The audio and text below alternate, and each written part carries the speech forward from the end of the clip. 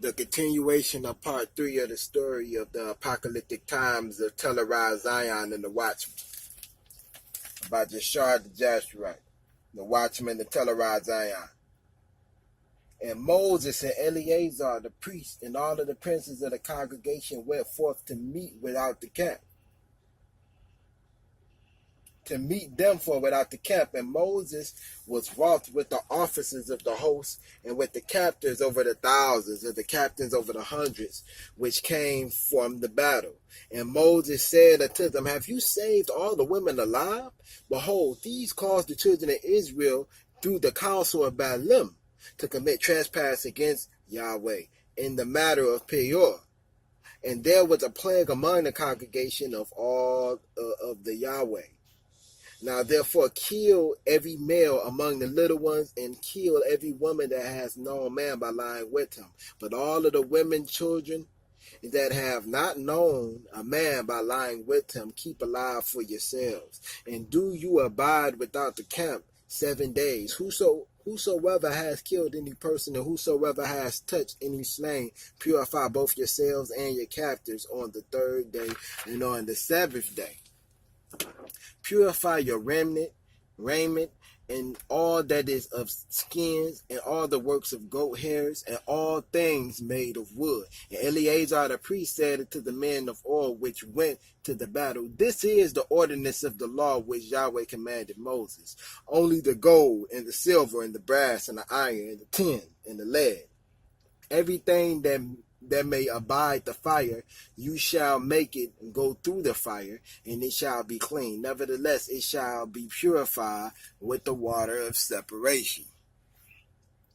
And all that abides not the fire, you shall make go through the water. And you shall wash your clothes on the 7th day, and you shall be clean. And afterward you shall come into the camp. And Yahweh spake unto Moses, saying, Take the sum of the prey, take that was taken, both of man and of beast, you and Eleazar the priest and the chief fathers of the congregation, and divide the prey into 2 parts between them that take the war upon them and who went out to battle, and between all of the congregation, and levy a tribute unto Yahweh of the men of war which went out to war, 1 soul of 500, both of persons, and of the beeves, and of the asses, and of the sheep.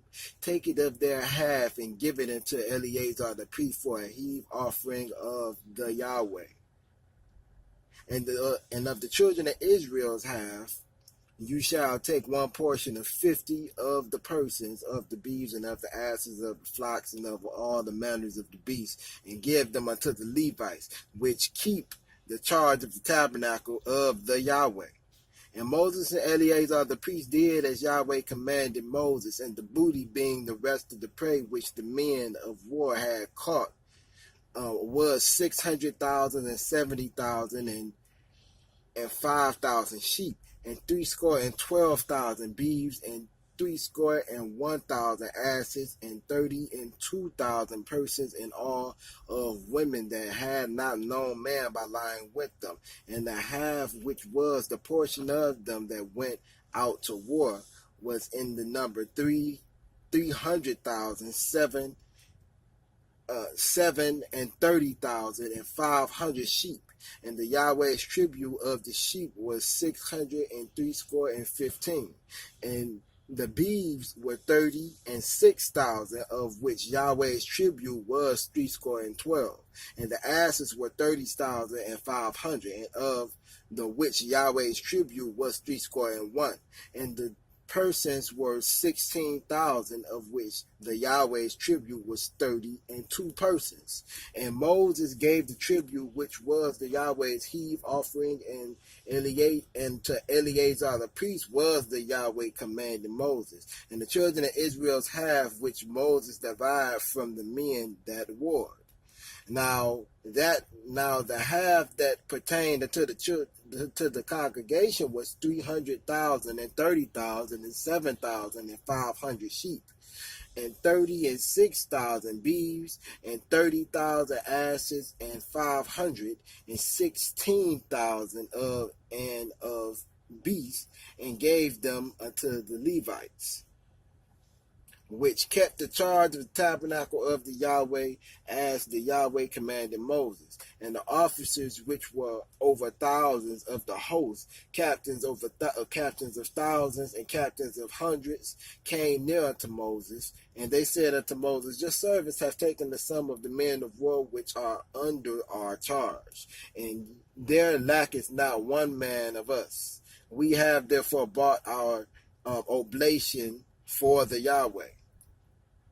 What every man has gotten of the jewels of gold, chains and bracelets, rings, earrings, and tablets, to make an atonement for our souls before the Yahweh.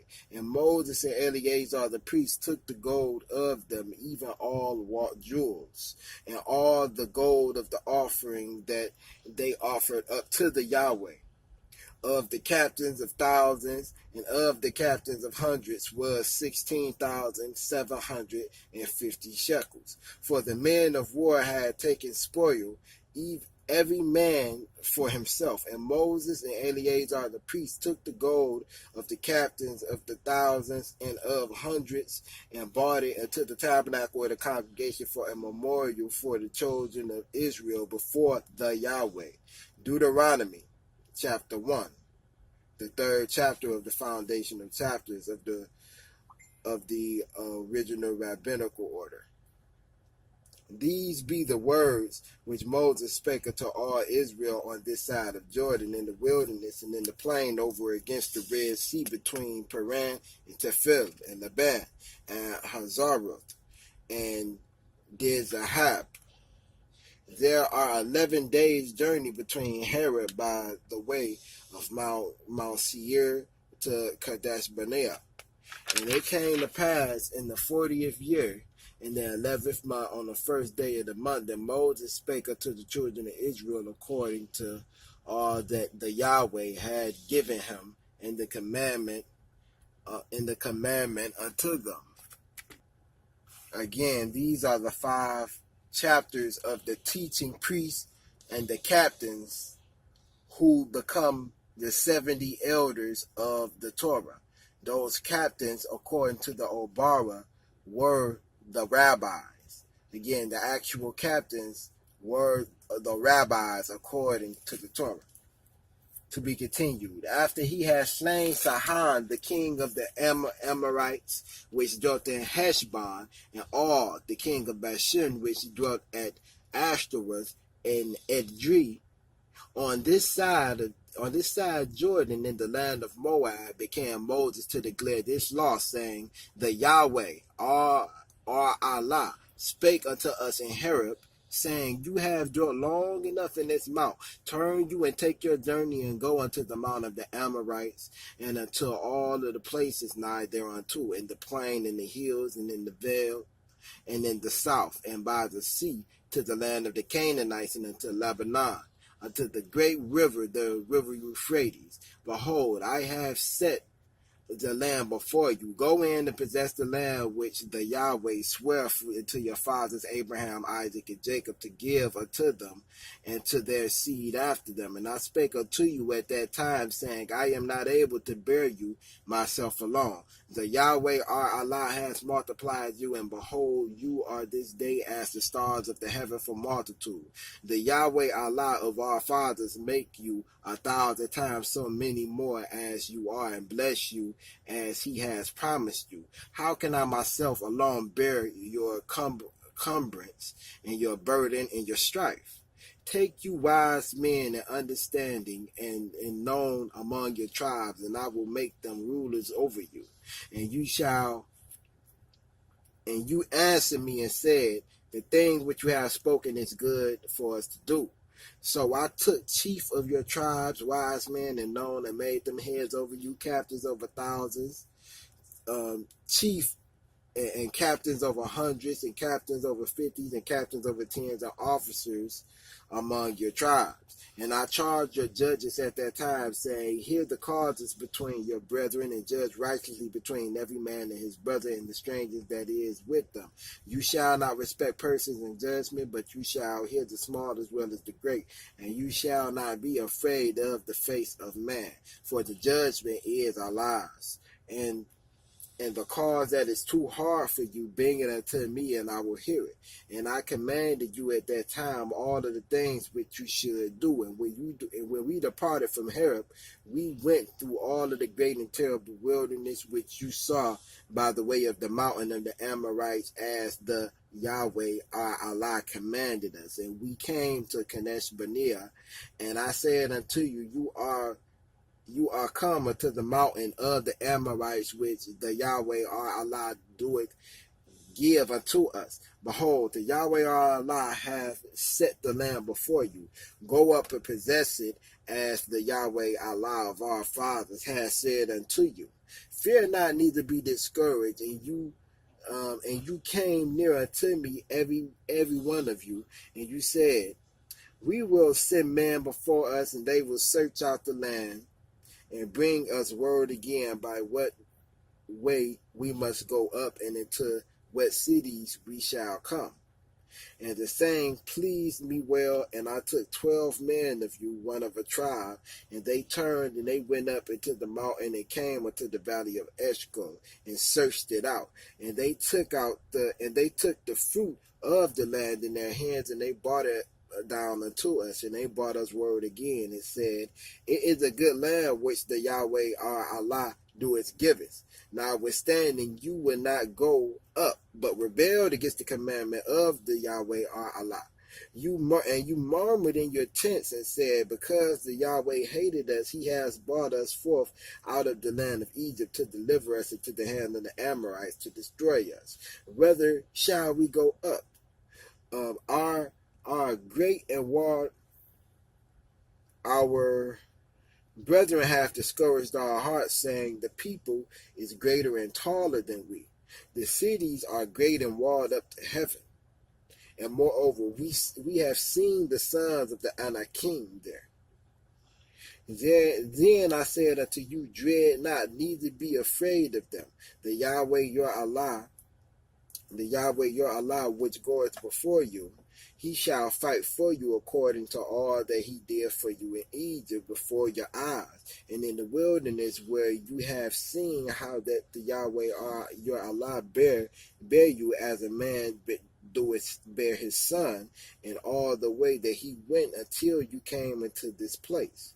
Yet in this thing you did not believe the Yahweh your Allah, who went in the way before you to search you out a place to pitch your tents in, and fire by the night, to show you by what way you should go, and the cloud by the day. And the Yahweh heard the voice of your words, and he was wroth, and swear, saying, surely there shall no one of these men of this evil generation see that good land which I swear to give unto your fathers, save Caleb the son of Jephunneh. He shall see it, and to him will I give the land that he does trodden upon, and to his children, because he has really followed the Yahweh. Also the Yahweh was angry with me for your sake, saying, you shall not go in thither, or you shall not go in there. But Joshua the son of Nun, which standeth before you, he shall go in there. Encourage him, for he shall cause Israel to inherit it. Moreover, your little ones, which you said should be a prey, your children, which in that day had no knowledge between good and evil, they shall go in there. And unto them will I give it, and they shall possess it. But as for you, turn you and take your journey into the wilderness by the way of the Red Sea. Then you answered and said to me, we have sinned against the Yahweh. We will go up and we will fight according to all that the Yahweh our Allah commanded us. And when you had girded on every man his weapons of war, you were ready to go up into the hill. And the Yahweh said unto me, say unto them, go not up, neither fight, for I am not among you, lest you be smitten before your enemies. So I spake unto you, and you would not hear, but rebelled against the commandment of the Yahweh, and went presumptuously up into the hill. And the Amorites which dwelt in that mountain came out against you, and chased you as bees do, and destroyed you in Seir, even unto Hermah. And you returned and wept before the Yahweh, but the Yahweh would not hearken unto your voice, nor give ear unto you. So you abode in Kadesh many days, according to the days that you abode there. Before Moses, the man of Yahweh Allah, peace and blessing upon him, received the Torah from Sinai, he appointed a group of men to judge the people by oral laws, O-R-A-L, oral laws, that he taught them and placed them as captains to teach them ordinances and laws, and showed them the way wherein they must walk and the work that they must do. Also to be captains of thousands, and the captains of hundreds, and the captains of fifties, and the captains of tens, letting them judge the people at all seasons. Every small matter they shall judge, but in every great matter they came to Moses that the spirit of Shem in him would judge. In other words, the spirit of Yeshua in him would judge, who in ancient times was called Shem, one of the many names in ancient times. Joshua, the chief rabbi, the first chief rabbi appointed as a captain rabbi, was commanded to teach the people the Torah, or the report, in the tabernacle or the congregation that was placed outside of the camp. The first synagogue where the captains or rabbis judged and taught the people the oral laws and the Torah. Not the tabernacle of the testimony, which was in the midst of the camp, within the midst of the camp, according to Leviticus chapter 2 and Leviticus chapter 2 through 12, or Numbers chapter 1, 48 through 30, 30 through 48, are far without the camp, for they who would know Jah Allah more on a personal level. And that scripture is according to Exodus chapter 33, 7 through 11, and Numbers chapter 11, 16 through 54. These young men were selected from the host, from those that faithfully feared Yahweh Allah and hated prophet, according to Numbers chapter 31, 14 through 54. Later they became men of war. Now after Moses received the Torah from Mount Sinai, he delivered unto Joshua to liberate in judgment. Later Joshua became an elder, and the elders were the prophets, who became the men of the great synagogue of the tabernacle of the congregation that was outside of the camp. Later on, the things in the tabernacle of the congregation went inside of the tabernacle of David, that was the fort of the Jebusites, which was called Mount Zion. Now that great synagogue were righteous priests appointed by Moses, who was the only governing body of the sons of Israel before a king appointed. Before a king was appointed, this was the cause. And they was ancient ones. They was the ancient ones. And they were the ancient ones because they had the spirit of the ancient ones upon them. And they came together to vote on all things. They said three things: be deliberate in judgment, raise many disciples, and make offense to the Torah. Now, King David was the first king to send out the teaching priests, Levites, and the captains to teach the Torah to the people. 2 Chronicles chapter 25. Our people, Gedaliah, son of Bazapah, as the teaching captain or chief of the house of Joseph, gave the king the Torah for those who went out among Israel to teach as a teaching captain. 1 Chronicles chapter 25, 8 through 31. The teacher became the glory of the kingdom of Israel. The visit of the Queen of Sheba to King Solomon to Jerusalem is recounted there. On her return to Ethiopia, she had borne him a son whom she named Menelik. When Menelik grew up, he visited his father in Jerusalem and came home accompanied by many Israelites, the sons of Levites, and bringing with him the Ark of the Covenant. Azarias, the son of Abiahar, the high priest, according to Mark chapter 2, verse 26, killed by Saul, the son of Uzziah or Azariah. 1 Kings chapter 4, verse 2, son of Zadok, the first priest to offer before the tabernacle of David, also called the house of Yahweh Allah. a sun and a moon priest. He brought with him a Hebrew transcript of the law, which was delivered to his custody, because he bore the title of the Nesbrit, or the high priest. Azarias, the son of Zadok, was in turn the high priest of the new country of Sheba, which is Ethiopia. To the exiles, the loss of a home and of a country meant nothing in comparison with the separation of the Ark of the Covenant. Ark and Obawa, meaning coffin of the covenant, which they specifically called the Lady Zion. At the instigation of their new high priest, they conspired to steal Lady Zion at their departure, substituting a similar constructed replica in its place. The angel of Yahweh appeared to Azarias, approved the design of the help in its execution. From then on, Judaism was practiced in Ethiopia. It is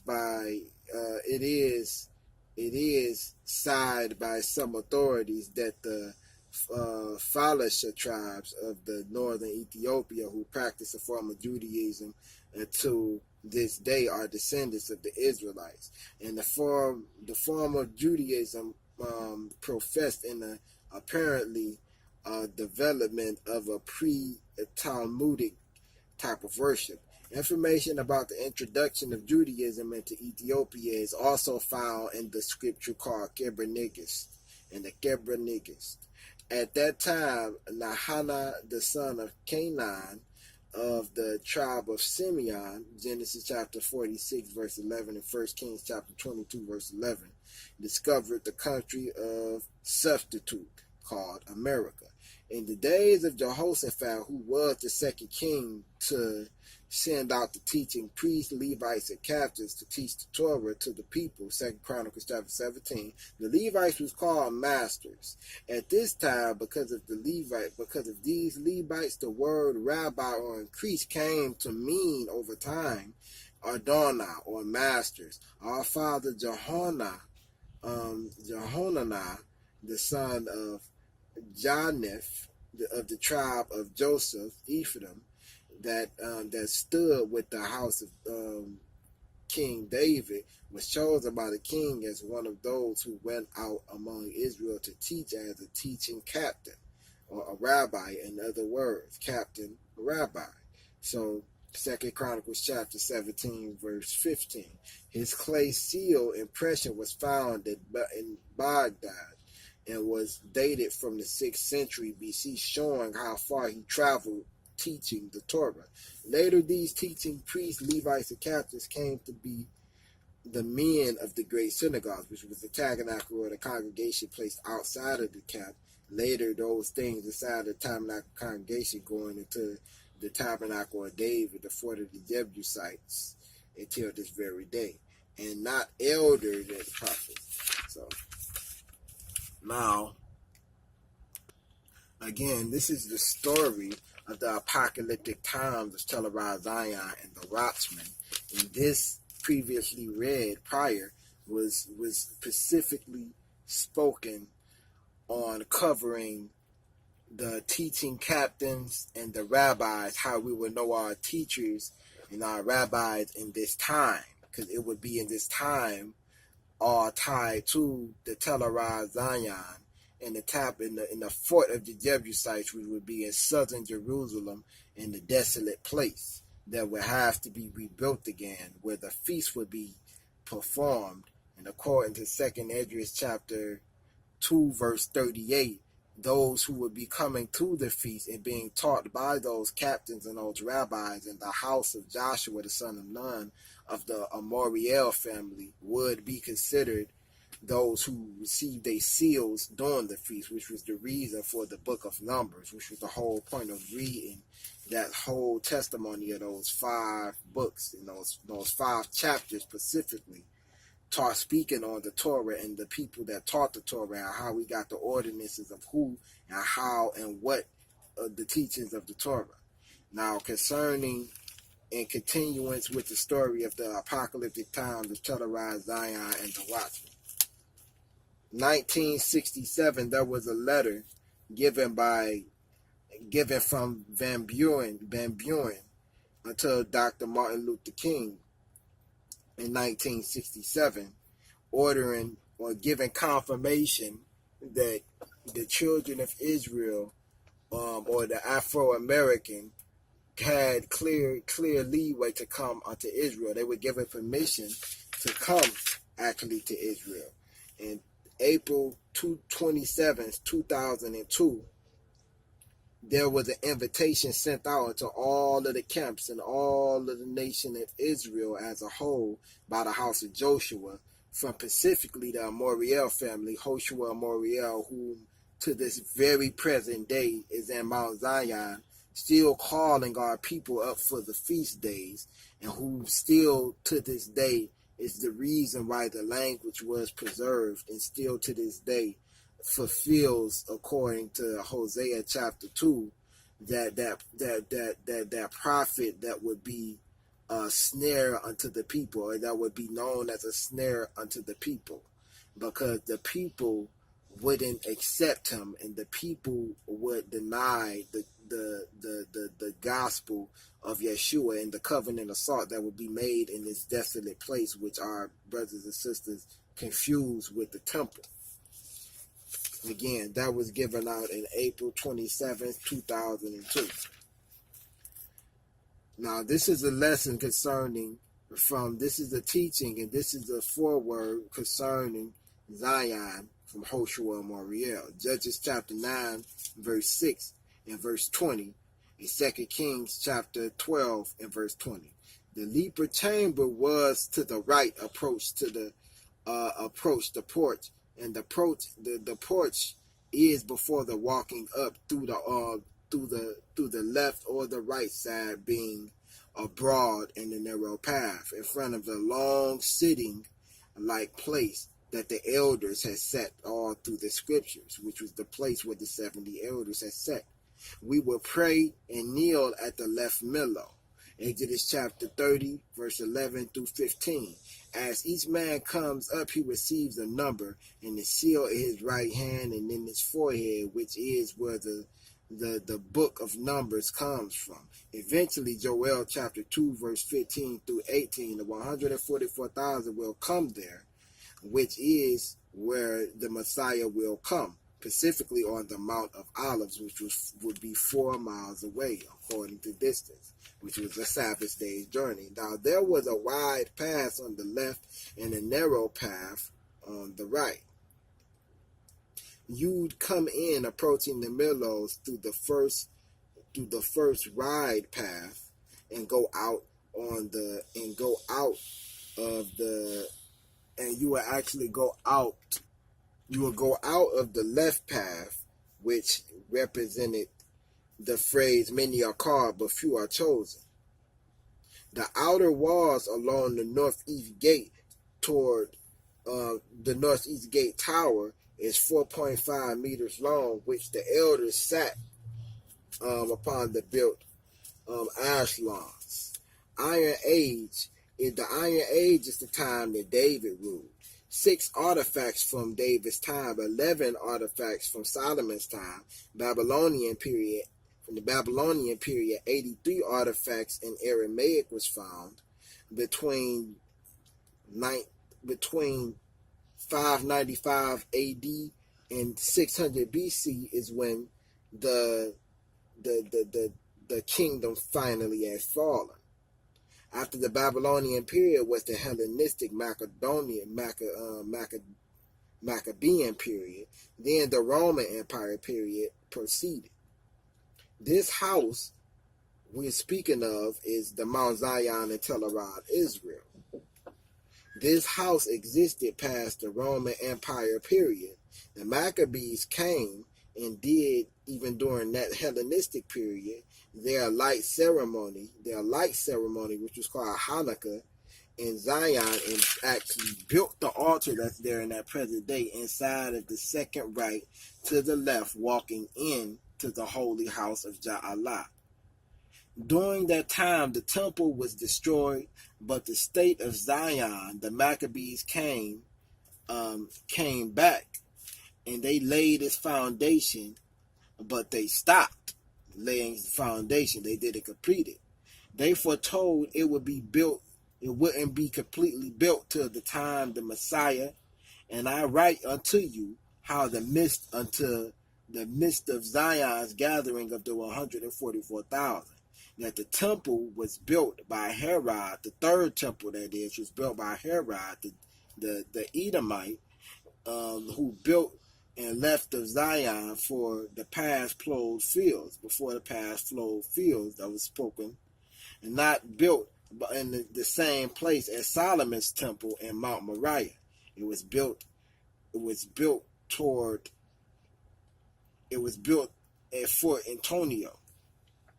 Now the Romans came and had destroyed Herod's temple, leaving not a stone, leaving the foundation temple remaining, which was Zion. The tabernacle of David will be the middle of the people, in the midst of the people, and all of Israel as the tabernacle of Moses, according to Jeremiah chapter 3:16 through 17. During the Byzantine and the Arab period, this place existed as well. Our people came back to the land and conquered and destroyed the Roman Empire, and we were Moors around that time, being called that is. Hannibal lost yet 100 years later. Hannibal lost his fights and battles against the Romans when he yet lived.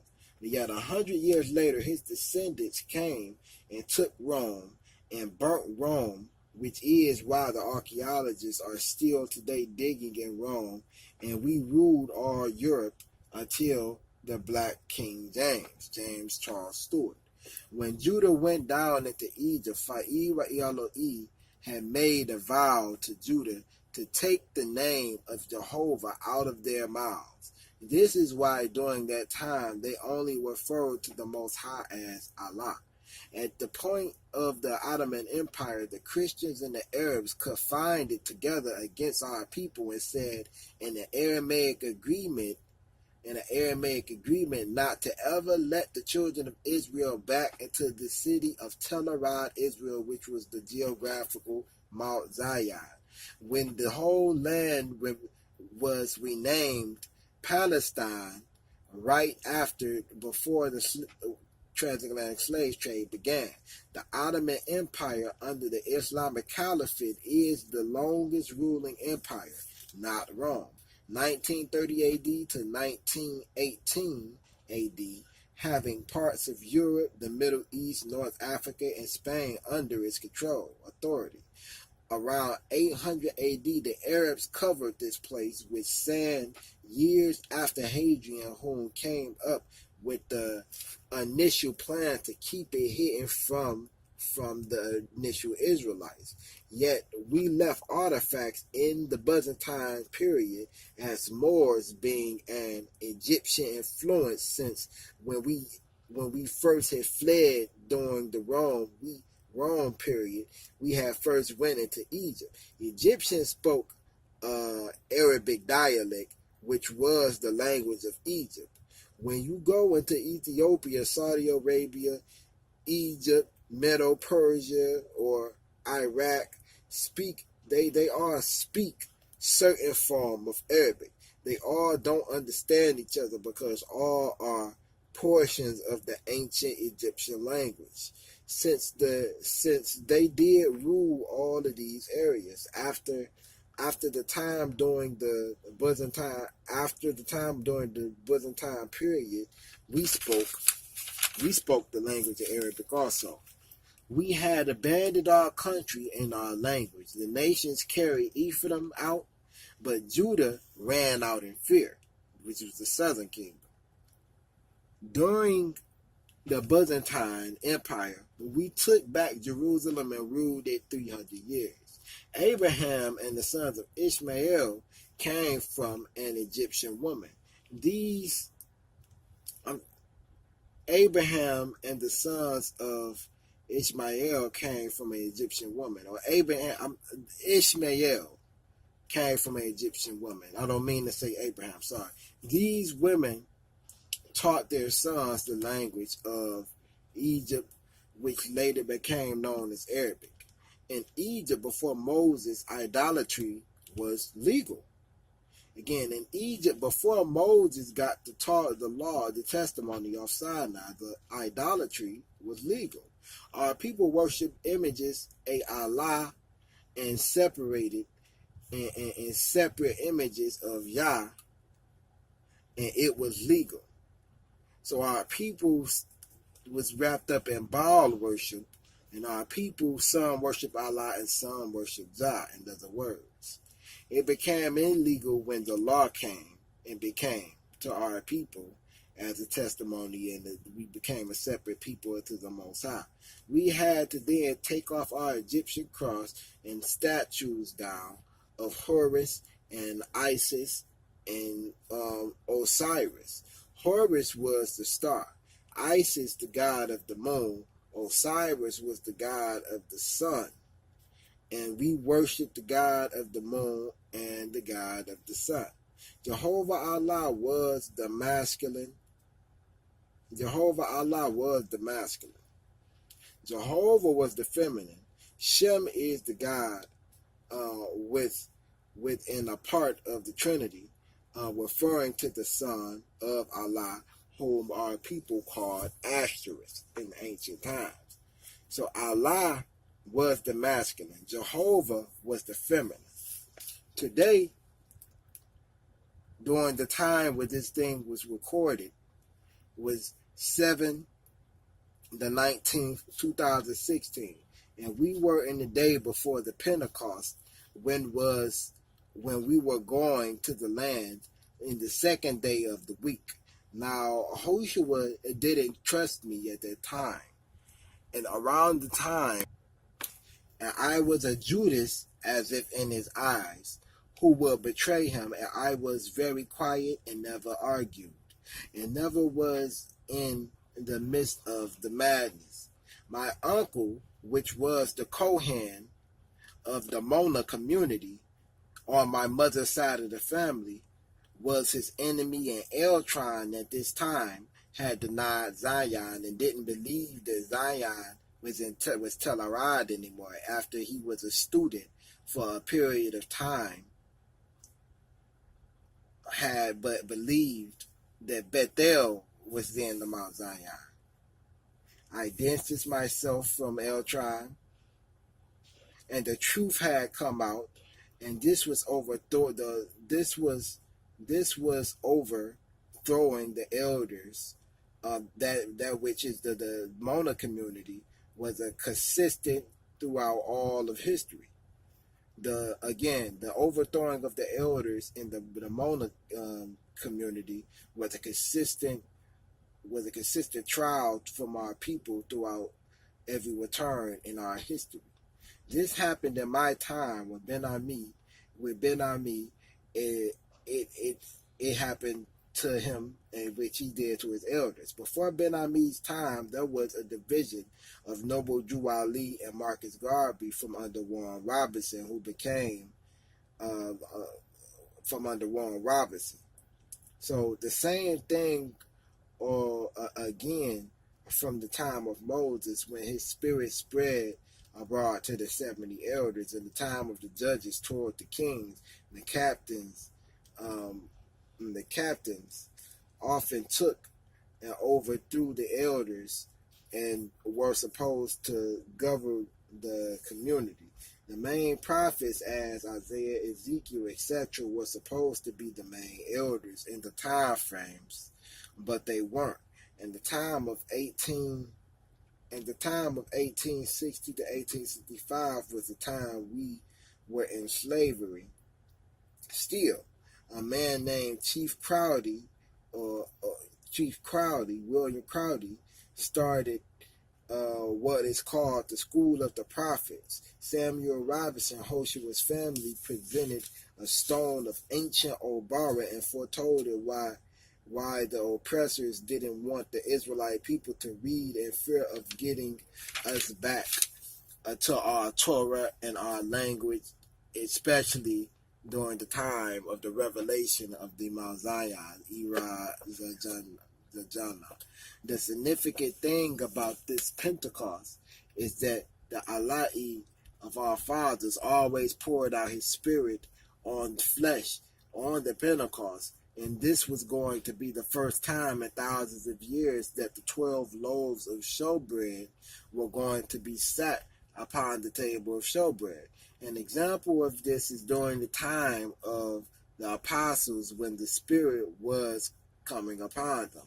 This, the time has passed, and I've obtained this very day, of which I speak of the Obara language, not the Aramaic Hebrew or Babylonian text, but the ancient Obara tongue that Ezra translated into the Babylonian Aramaic tongue,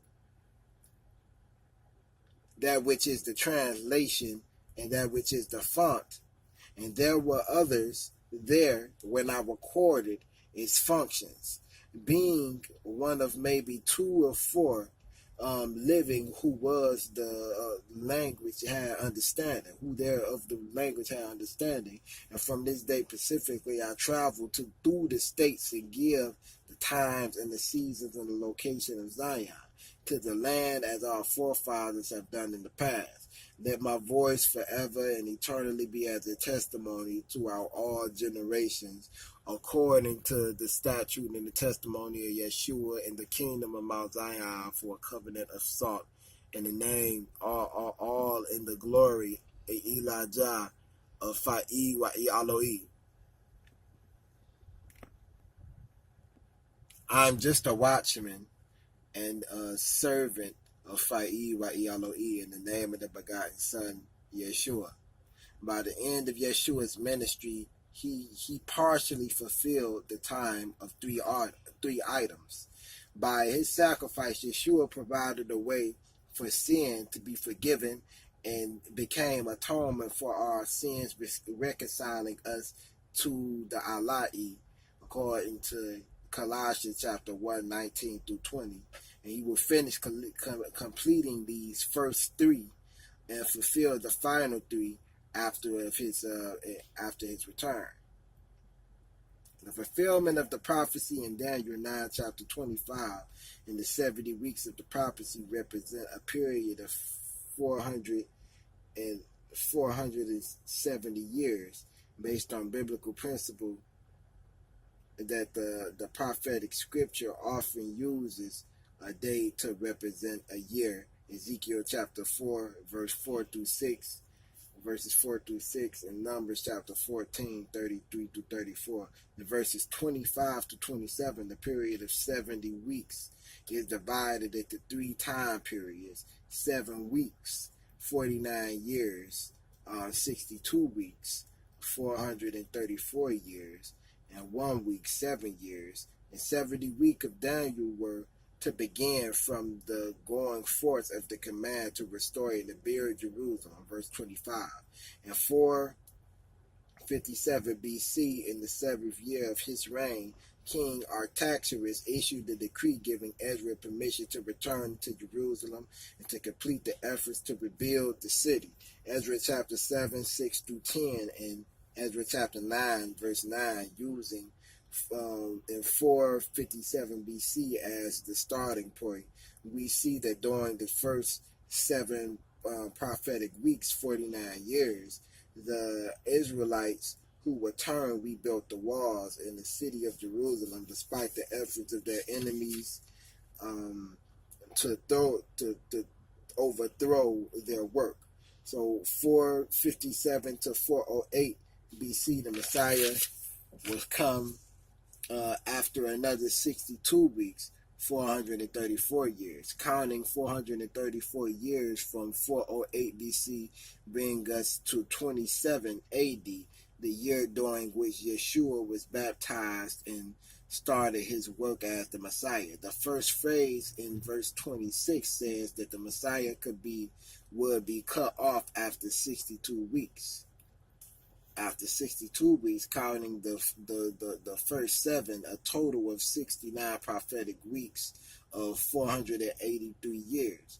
Our people People were supposed to come back to Damona after 400 years of slavery and rejected the Holy Mount and the Messiah of the covenant. Ben Ami used the scripture, "You are gods," and erred the people away from the Allah of the scripture and the Torah and the Messiah. Now, it is of much importance to discuss the history and the overview previous to the current state of the Mount Zion and the temple. And Zion was called Aelia Capitolia, built under the Emperor Hadrian on the site of Jerusalem, which was in the ruins since the siege of 70 AD, leading in part to the Bar Kahab revolt of 132 through 136 AD. Aelia Capitolia remained an official name of Jerusalem until 638 AD, till 638 AD, when the Arabs conquered the city and kept the first part of it as Alia. So Jerusalem, once heavily rebuilt by Herod, was still in ruins following the decisive siege of the First Israelite-Roman War in 70 AD.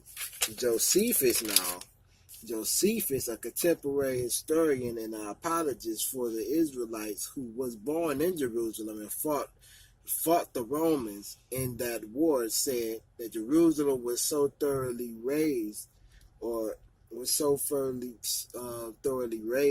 the ground by those that demolished it to its foundations that nothing was left that could ever persuade visitors that it had once been a place of habitation. When the Roman Emperor Hadrian vowed to rebuild Jerusalem from the wreckage in 130 AD, he considered reconstructing Jerusalem as a gift to the Hebrew people. The Hebrews awaited with hope, but then after Hadrian visited Jerusalem, he was told that rebuilding the separate temple would encourage sedition. He then decided to rebuild the city as a Roman colony, which would be inhabited by his legions and by his people. Hadrian's new plans included temples to regional deities and certain Roman gods. Now, the Israelites' Bar Kokhba revolt which took the Romans 3 years to suppress, enraged Hadrian, and he became determined to erase the ancient Israelites from the province. Circumcision was forbidden, and Judea province was renamed Syria Palestina, and the Israelites expelled from the city. Based off of the Bar Kokhba revolt, Emperor Hadrian combined Judea province with the neighboring provinces under the new name of Syria Palestina, and dispensing with the name of Judea. The city was renamed Aelia Capitolia and rebuilt rebuilt in the style of a typical Roman town. The Israelites were prohibited from entering the city on pain of death except for 1 day each year. During the holiday of Tisha B'Av, taken together these measures, which of the course affected the Israelites, essentially secularized the city.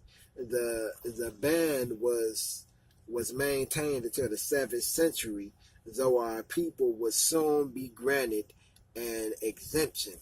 During the 4th century, the Roman Emperor Constantine ordained the construction of the Christian holy sites in the city, including the Church of the Holy Sepulchre. Burial remains from the Byzantine period are exclusively Christian, suggesting that the population of Jerusalem in Byzantine time probably consisted only of Christians. This is the same Constantine who rebuilt it who rebuilt it and who had renamed also the Northern Jerusalem, and he called that Zion. Now, concerning the Jubilee year and concerning Warren Robinson of the house of Joshua.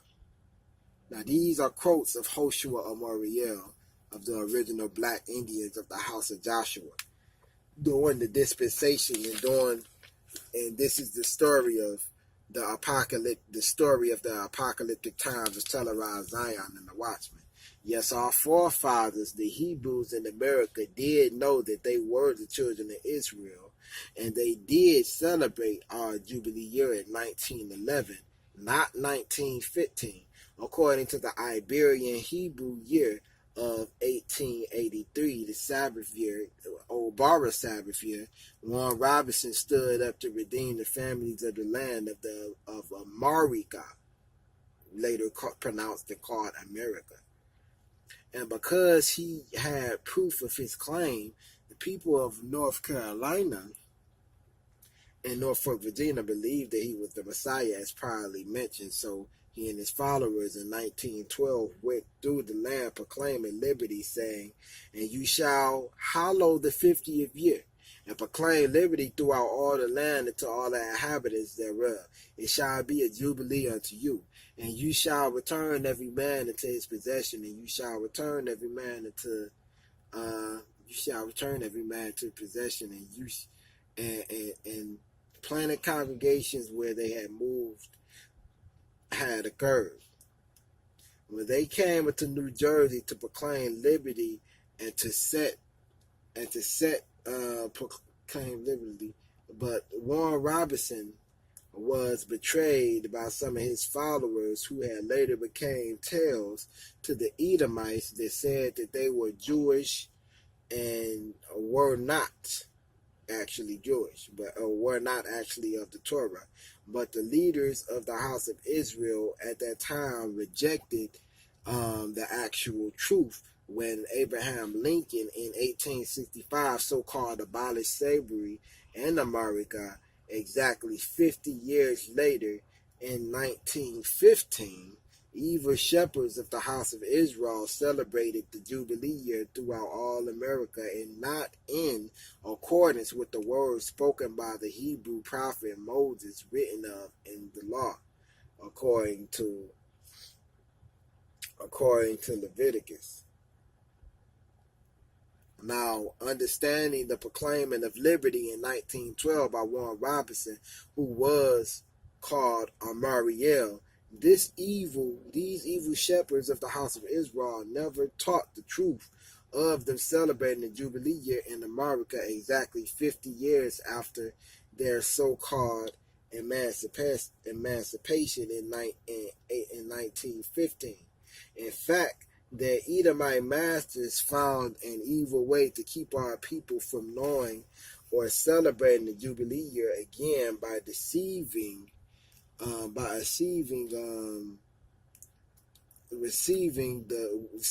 with lies to acknowledge June 19th every year as the day to celebrate our freedom, vilely trying to destroy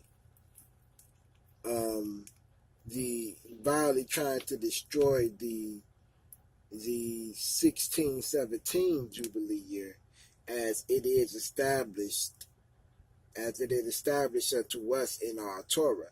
But at that time, 100 years ago, Yahweh Allah sent a messenger named Simeon Kimbangu,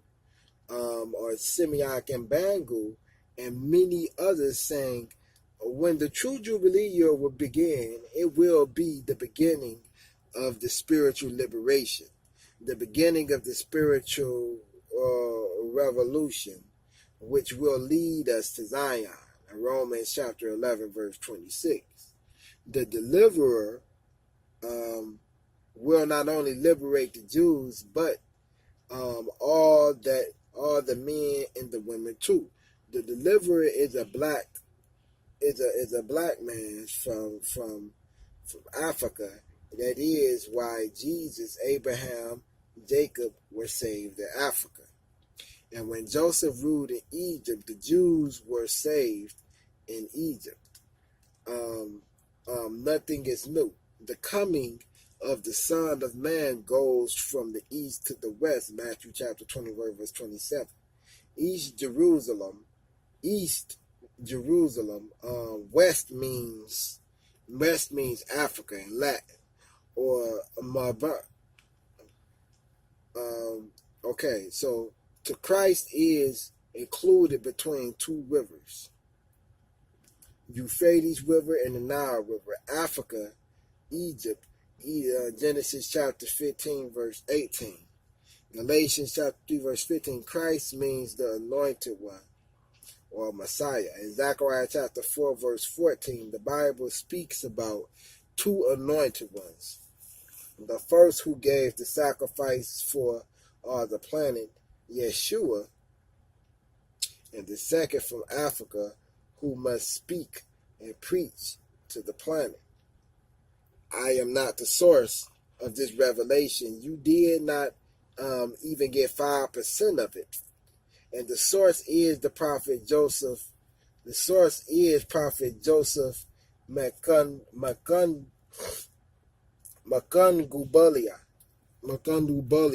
from the Congo, Odessa, or Adak, potentially to reenact the country on earth, or to reenact the country on earth.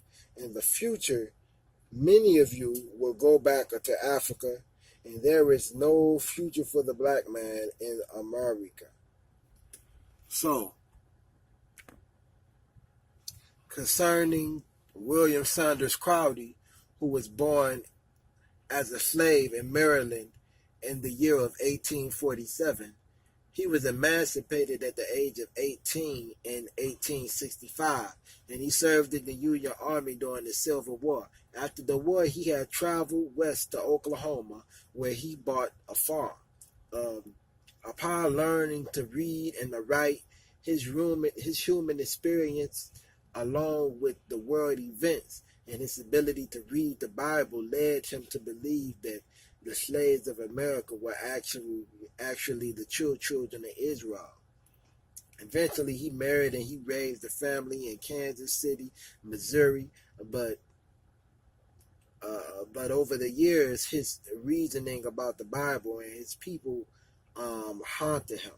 Finally, at age 46, he started to receive a series of visions and divine communications. On September 13, 1893, he heard the voice of God, of an angel, telling him to establish the true church. And he often did not know when the people were talking to him.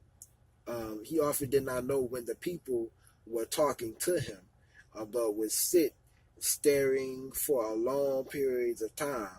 And he began telling others by preaching on the streets of Kansas City. Prophet William Crowdy founded his first tabernacle of prayer in Lawrence, Kansas. Again, on November the 5th, 1896, while he was in his fields clearing the ground for a new crop, he heard a voice telling him to run for his life. So he fled into the forest, and there he fell into a deep sleep. And he had a dream in which there were several dirty tables covered with vomit. Each inscribed had the name of an established church, such as a Baptist and a Methodist. Now, in a small clean table with the words Church of God and the Saints of Christ descended from above. Now, in the year of 1896, his organization became incorporated as the Church of God and the Saints of Christ. Now, although founded during the times of Jim Crow, his church was integrated, and most of the incorporating members